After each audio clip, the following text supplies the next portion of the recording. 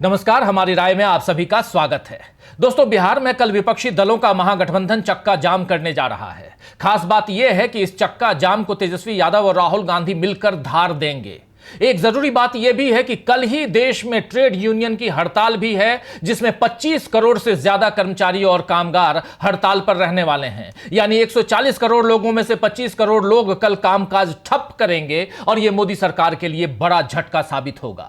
इधर चुनाव आयोग एक तरफ मतदाता सूची पुनरीक्षण यानी एसआईआर के नाम पर बिहार में बुरी तरह फंस चुका है। उसके पास विपक्ष के उठाए हुए सवालों के जवाब ही नहीं है। विपक्ष ने इस पर सुप्रीम कोर्ट में याचिका भी दायर की है, जिस पर परसों यानी 10 जुलाई को सुनवाई होनी है। इस तरह कल और परसों दोनों दिन बिहार में भारी हंगामे के होंगे, यह तय है। वहीं चुनाव आयोग पर अब 3 पूर्व मुख्य न्यायाधीशों ने भी सवाल उठाए हैं कि उसे जो शक्तियां दी गई हैं, क्या उनका सही इस्तेमाल होगा। यह सवाल वन नेशन वन इलेक्शन के मद्देनजर उठे हैं, लेकिन फिर भी चुनाव आयोग पर लगातार सवाल उठना ही देश में कमजोर होते लोकतंत्र के संकेत दे रहा है।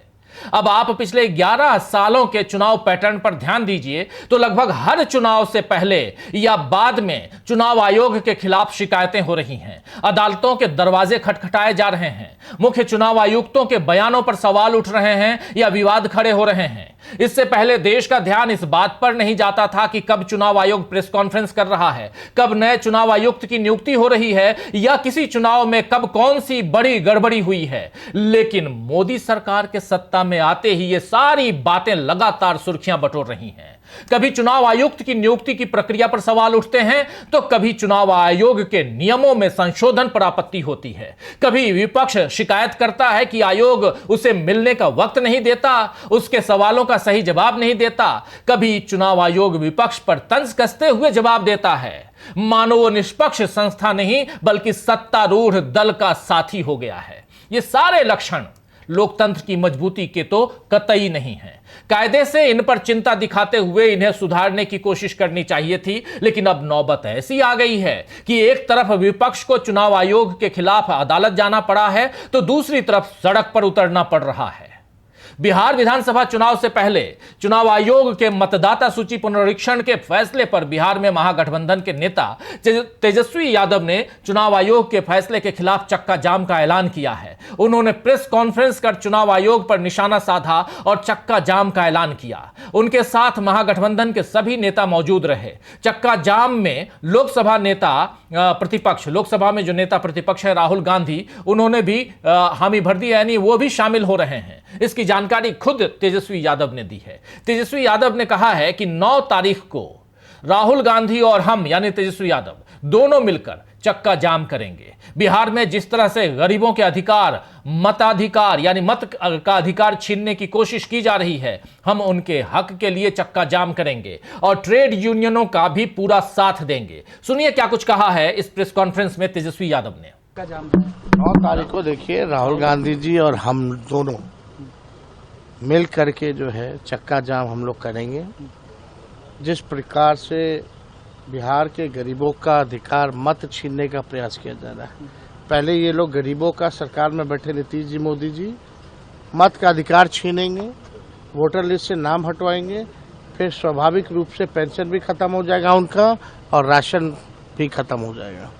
तो उनके अधिकार के लिए हम लोग चक्का जाम करेंगे और साथ ही साथ ट्रेड यूनियन का हम लोग पुरजोर समर्थन भी करेंगे। कल के चक्का जाम को लेकर और बिहार में मतदाता सूची के स्पेशल इंटेंसिव रिवीजन यानी एसआईआर को चुनौती देने वाली याचिकाओं पर आरजेडी नेता मृत्युंजय तिवारी ने कहा है कि जिस तरह से चुनाव आयोग की भूमिका संदिग्ध दिखी, चुनाव आयोग की मंशा पर सवाल उठ रहे हैं। यह लोकतंत्र है। राजद सुप्रीम कोर्ट गया, 9 तारीख को बिहार में चक्का जाम होगा। हम बिहार में वोट का अधिकार किसी को छीनने नहीं देंगे। ऐसा नहीं हो सकता। बिहार में निष्पक्ष चुनाव कराना चुनाव आयोग की जिम्मेदारी है और अगर यही चुनाव आयोग भाजपा के इशारे पर काम करने लगे तो लोकतंत्र में प्रतिकार स्वाभाविक है और प्रतिकार मजबूती से किया जा रहा है।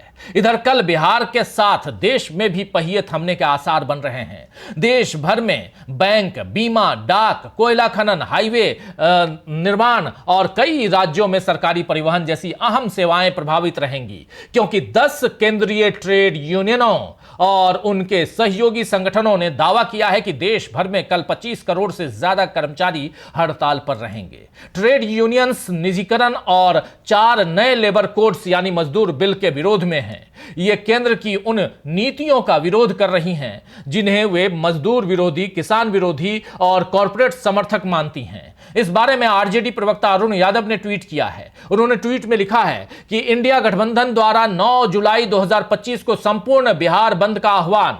आइए ट्रेड यूनियन के हड़ताल के समर्थन एवं वोटर लिस्ट के पुनरीक्षक के खिलाफ बिहार की समस्त जनता एकजुट होकर इंडिया गठबंधन द्वारा 9 जुलाई 2025 को आयोजित चक्का जाम व बिहार बंद में अपना सहयोग दें। इस बारे में कांग्रेस ने भी ट्वीट किया है। कांग्रेस ने ट्वीट करते हुए लिखा है कि सत्ता की साजिश का चक्का जाम होगा जननायक राहुल गांधी जी के साथ। कल 9 जुलाई बुधवार वोटबंदी और गुंडा राज के खिलाफ इंडिया गठबंधन का बिहार बंद एवं चक्का जाम। बिहार तैयार है, अब न्याय की लड़ाई शुरू। उधर कांग्रेस अध्यक्ष मल्लिकार्जुन खड़गे ने भी बीजेपी और नीतीश के गठजोड़ पर निशाना साधते हुए पोस्ट लिखी है। खड़गे यहां अपने पोस्ट में लिखते हैं कि बिहार में अवसरवादी डबल इंजन सरकार ने कानून व्यवस्था तबाह कर दी है। पिछले 6 माह में 8 बिजनेसमैन की हत्या, 5 बार पुलिस की पिटाई हुई है। कल ही अंधविश्वास के चलते एक ही परिवार के 5 लोगों को मारा गया। मासूम बच्चों तक को नहीं बख्शा।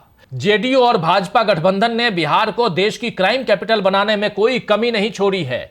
मोदी सरकार के खुद के आंकड़े बताते हैं कि बिहार में गरीबी चरम पर है। सामाजिक और आर्थिक न्याय की स्थिति बद से बदतर हो चुकी है और ठप कानून व्यवस्था के चलते निवेश केवल कागजों तक सीमित रह गया है। इस बार बिहार ने तय कर लिया है कि अब वो बीमार नहीं रहेगा। बिहार में बदलाव तय है। इंडिया गठबंधन इस बदलाव को लाकर रहेगा। तो बिहार में एक तरफ मजदूर संगठनों की हड़ताल और महागठबंधन के चक्का जाम से बीजेपी और नीतीश घिर रहे हैं, वहीं चुनाव आयोग भी फंसता ही जा रहा है। बिहार में विशेष गहन संशोधन यानी स्पेशल इंटेंसिव रिवीजन या कहें तो एसआईआर के तहत मतदाता सूची के पुनरीक्षण को लेकर चुनाव आयोग ने दावा किया है कि 7 जुलाई तक बिहार के 7 करोड़ 90 लाख रजिस्टर्ड मतदाताओं में से 36.47% ने गन्ना फॉर्म जमा कर दिए हैं।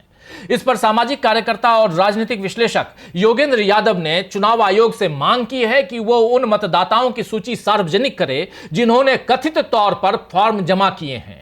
आयोग ने योगेंद्र यादव की मांग पर अभी तक कोई प्रतिक्रिया नहीं दी है। इसके अलावा चुनाव आयोग ने उन आधिकारिक आंकड़ों का कोई खंडन नहीं किया है जिनके आधार पर योगेंद्र यादव ने 2.5 करोड़ मतदाताओं के मताधिकार छीनने की आशंका जताई है। आपको बता दें कि योगेंद्र यादव ने अपनी आशंका व्यक्त करते हुए कहा है कि चुनाव आयोग का मतदाता पुनरीक्षण का फैसला लगभग 2.5 करोड़ मतदाताओं के मताधिकार को छीन सकता है। उनका तर्क है कि आयोग का आदेश उनके ही एक मूल सिद्धांत के खिलाफ है जिसमें कहा गया है कि मतदाता सूची से किसी का नाम हटाने का आधार उनकी पात्रता को साबित करने में असमर्थता नहीं होनी चाहिए। योगेंद्र यादव का यह भी कहना है कि आयोग का यह आदेश इस सिद्धांत का उल्लंघन करता है और इसे किसी भी आंकड़े जैसे कितने लोगों ने फॉर्म भरा से खारिज नहीं किया जा सकता। उनका मुख्य मुद्दा यह है कि क्या मतदाता चुनाव आयोग द्वारा मांगे गए 11 दस्तावेजों की शर्त को पूरा कर पाएंगे या नहीं। अब इस मुद्दे ने बिहार में राजनीतिक रूप से तूल पकड़ लिया है। राष्ट्रीय जनता दल, कांग्रेस पार्टी, तृणमूल कांग्रेस और अन्य विपक्षी दलों ने एसआईआर को लोकतंत्र के खिलाफ साजिश करार दिया है और विपक्षी दलों ने इस प्रक्रिया को वोटबंदी करार देते हुए इसे लोकतंत्र के लिए खतरा बताया है। उनका कहना है कि बिहार की 20% से ज्यादा मतदाता आबादी इस प्रक्रिया के कारण मताधिकार से वंचित हो सकती है। आरजेडी नेता तेजस्वी यादव ने दावा किया है कि भारत सरकार के आंकड़ों के अनुसार केवल 2 से 3% लोग ही इन 11 दस्तावेजों में से किसी एक को रखते हैं, जिसका मतलब है कि करोड़ों मतदाता इस प्रक्रिया से प्रभावित हो सकते हैं। आरजेडी सांसद मनोज झा, तृणमूल कांग्रेस सांसद महुआ मोइत्रा और योगेंद्र यादव सहित कई लोगों ने सुप्रीम कोर्ट में याचिका दायर की है जिसमें एसआईआर आदेश को असंवैधानिक बताया गया है। सुप्रीम कोर्ट इस मामले की 10 जुलाई को सुनवाई करेगा। योगेंद्र यादव ने चुनाव आयोग से निष्पक्षता और पारदर्शिता की मांग करते हुए कहा कि यह केवल आंकड़ों का खेल नहीं है, यह बिहार के गरीब, प्रवासी मजदूरों और हाशिए पर पर रहने वाले समुदायों के मताधिकार की रक्षा का सवाल है। योगेंद्र यादव ने चुनाव आयोग को एक नया तथ्य जांचकर्ता यानी फैक्ट चेकर नियुक्त करने की सलाह दी, जो इस प्रक्रिया की निष्पक्षता को सुनिश्चित कर सके। योगेंद्र यादव की बात को सोशल मीडिया पर समर्थन मिल रहा है। पत्रकार रवीश कुमार ने योगेंद्र यादव का समर्थन करते हुए लिखा है, सही बात, लगता है कि अब यह नया तरीका अपनाया जा रहा है। अपनी संस्था की संवैधानिकता का लाभ उठाकर सवालों का मुंह बंद कराया जा रहा है। सही है, जितने फॉर्म भरे गए हैं उन सबकी पब्लिक स्क्रूटनी होनी चाहिए, उनका फैक्ट चेक कौन करेगा। वहीं वरिष्ठ पत्रकार विनोद शर्मा ने भी एक्स पर चुनाव आयोग के प्रवक्ता को लिखा, जवाब दो। तो चुनाव आयोग से विपक्ष और देश का बुद्धिजीवी वर्ग जवाब मांग रहा है। उसके अन्यायपूर्ण नजर आने वाले फैसलों पर सवाल उठ रहा है। वहीं अब पूर्व सीजेआई डीवाई चंद्रचूड़ ने वन नेशन वन इलेक्शन पर अपनी राय देते हुए कहा है कि चुनाव आयोग को इसमें काफी शक्ति दी गई है। इस विधेयक में चुनाव आयोग को दी जाने वाली व्यापक शक्तियों पर सवाल उठाते हुए पूर्व सीजेआई चंद्रचूड़ ने कहा है कि इस विधेयक से चुनाव आयोग को विधानसभाओं का कार्यकाल बढ़ाने या घटाने की शक्ति मिल सकती है। ऐसे में उन परिस्थितियों को परिभाषित किया जाना चाहिए जिनमें ईसीआई इस शक्ति का इस्तेमाल कर सकता है। वहीं इससे पहले दो पूर्व सीजेआई जस्टिस यू ललित और जस्टिस रंजन गोगोई भी ऐसी ही चिंता जतला चुके हैं। जस्टिस गोगोई ने बताया था कि आयोग को दी गई अत्यधिक शक्ति के संबंध में कुछ सदस्यों की चिंता से वो सहमत हैं। वहीं जस्टिस ललित ने सुझाव दिया था कि चुनाव एक साथ नहीं बल्कि चरणबद्ध तरीके से होने चाहिए, क्योंकि चुनाव चक्रों को समकालिक बनाने के उद्देश्य से बची हुई विधानसभाओं के कार्यकाल को काफी छोटा करने को कानूनी रूप से चुनौती दी जा सकती है। पूर्व सीजेआई चंद्रचूड़ ने इस बात पर चिंता जताई है कि एक साथ चुनाव कराने से बेहतर है कि संसाधन वाली राष्ट्रीय पार्टियों के प्रभुत्व के कारण छोटी या क्षेत्रीय पार्टियां हाशिए पर चली जाएंगी। जनप्रतिनिधित्व अधिनियम 1951 और चुनाव संचालन नियम 1961 चुनाव प्रचार के दौरान उम्मीदवार द्वारा खर्च की जाने वाली राशि पर अधिकतम सीमा तय की गई है, लेकिन खुद राजनीतिक दलों के व्यय पर ऐसी कोई सीमा नहीं है। यह अंतर चुनावी प्रक्रिया में अधिक वित्तीय संसाधनों वाले दलों के पक्ष में जाता है। तो कुल मिलाकर दोस्तों यह दिख रहा है कि अपना हित साधने के लिए मोदी सरकार चुनाव आयोग को जो खुली छूट दे रही है उस पर अब सवाल उठ रहे हैं, और वहीं चुनाव आयोग निष्पक्ष चुनाव कराने के जो फैसले ले रहा है उस पर भी आरोप लग रहे हैं कि यह सब बीजेपी की मदद के लिए किया जा रहा है। मतलब चुनाव आयोग पर अब आरोप बढ़ रहे हैं और इसमें बीजेपी की चालाकियां सामने आ रही हैं। अब कल का चक्का जाम क्या इन चालाकियों को भी जाम कर पाएगा, यह देखना होगा। तो आज के लिए बस इतना ही। देखते रहिए डीवी लाइव। नमस्कार।